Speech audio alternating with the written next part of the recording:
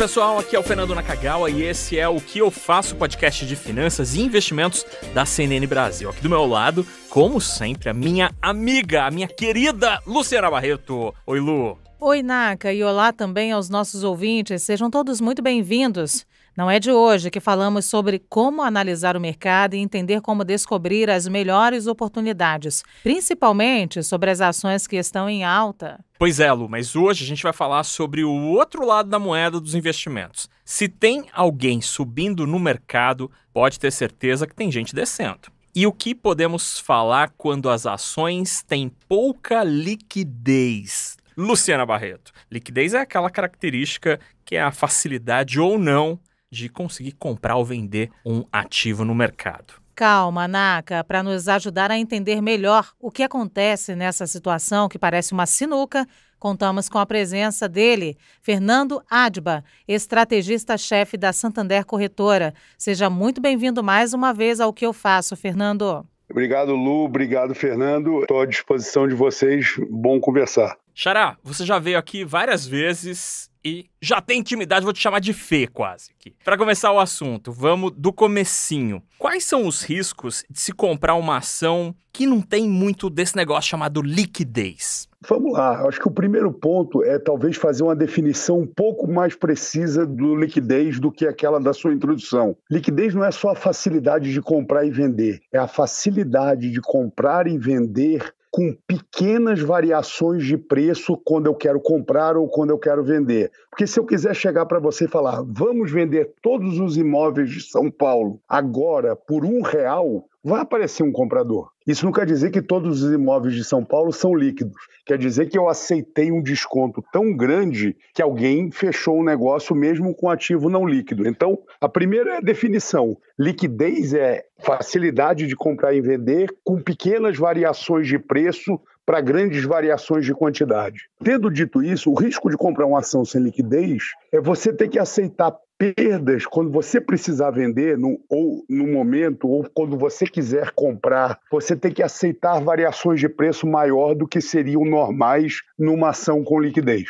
Esse é o risco de você comprar ou vender um ativo sem liquidez. Na hora que você quiser entrar ou sair, você fica na mão da outra parte, digamos assim. Fernando, uma pergunta que me passou agora. Ações com pouca liquidez têm mais risco de passarem por distorções de preços? Por quê? Liquidez é uma qualidade, não é um defeito. Na hora que você está querendo vender algo que ninguém quer comprar ou que tem pouca gente para comprar, mesmo que aquilo tenha um valor importante, e aí quem já teve alguém na família com um problema financeiro precisando vender um imóvel correndo. O imóvel era bom, deveria ser bem localizado, mas na hora que a pessoa precisou via mercado, as pessoas falam, ele está apertado, o preço não é coisa e tem um desconto grande. Isso é a questão da liquidez, é você ter que aceitar descontos para encontrar a outra parte de fazer o negócio. Em ações muito líquidas, a diferença entre comprador e vendedor é muito pequena. No dólar, antigamente, eu sou antigo, que tinha o câmbio paralelo, que você ia no doleiro, tinha o compra e venda, esse é o preço que a diferença entre os dois é o preço da liquidez, ou seja, você paga para alguém te dar liquidez e essa pessoa, como não faz isso de graça, ela não está ali de caridade, ela cobra um prêmio por isso. Então, você ter uma ação sem liquidez, você pode pegar um momento que os preços sumirem e se você naquele momento precisar vender realmente, você vai ter que aceitar uma perda grande. Isso acontece em títulos, na crise de 2008, nos títulos de governo de vários países. Os americanos ficaram chocados porque eles achavam que as treasuries não tinham problema de liquidez. Chegou até um problema assim, as pessoas querendo vender e os bancos centrais tiveram que ajudar os mercados por causa disso. Liquidez, assim, é quando as pessoas preferem, eu quero dinheiro, para mim é tão mais importante do que ter ativos, que para outra pessoa conseguir dinheiro, ela vai ter que te dar um desconto grande. Esses são o risco de você ter uma ação pouco líquida sendo importante demais no seu portfólio. E mesmo com esses riscos, quais são as vantagens de ter uma ação com pouca liquidez? Então, primeiro assim, aquele ponto que eu falei, liquidez é como amor, quanto mais melhor, ou seja, você ter mais liquidez é bom. A vantagem, se você atua no mercado de ações com pouca liquidez e você é um market maker, você compra e vende elas, você sempre vai estar na ponta que não vai estar espremido precisando de dinheiro, você está na ponta que está dando dinheiro quando as pessoas precisam, então vendendo as ações, então você cobra um desconto, ou você tem as ações quando as pessoas estão, essa ação vai subir muito, eu vou vender, aí você está vendendo. Ou seja, não ter liquidez é bom para quem está fazendo o mercado na outra ponta sempre. Dificilmente um investidor que investe numa ação sem liquidez, ele vai ser o market maker, assim, ele vai ser o formador de mercado para conseguir desconto dos outros. É a mesma coisa que você me perguntasse, qual é a vantagem de ter ações mais arriscadas?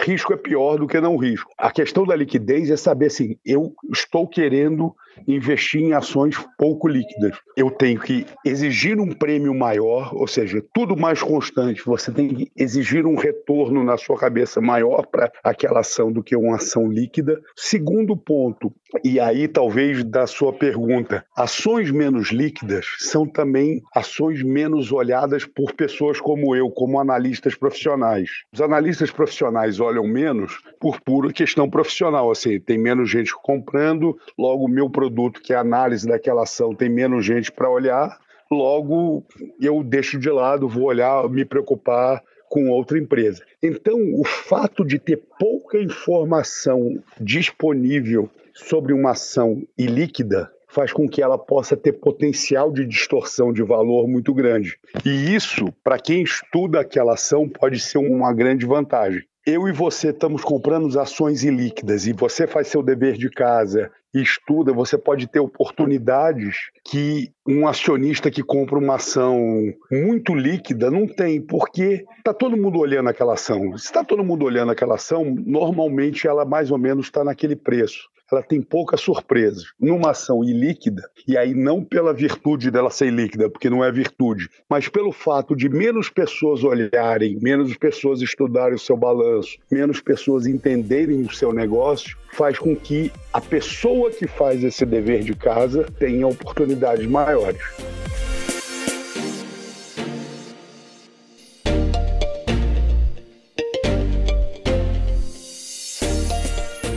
Muito bem, Xará. Agora, uma coisa para além da estratégia e do conceito. Se eu tiver ações com pouca liquidez na minha carteira e tô querendo vendê-las, aí eu até boto ali no meu home broker a oferta com o preço ali que eu tô oferecendo esse negócio e demora para sair negócio. Não sai negócio, não sai negócio. Existe alguma estratégia para tentar vender melhor essas ações? É só baixando o preço mesmo? Primeira coisa, eu acho que talvez, e essa talvez seja a maior disciplina de quem opere com ações com pouca liquidez. Você só consegue vender bem quando você deixa ainda um potencial de ganho para o outro. Então, sim, você está investindo numa ação com pouca liquidez, ela subiu. Você tem que começar a vender quando você ainda acha que ela ainda vai subir um pouco mais.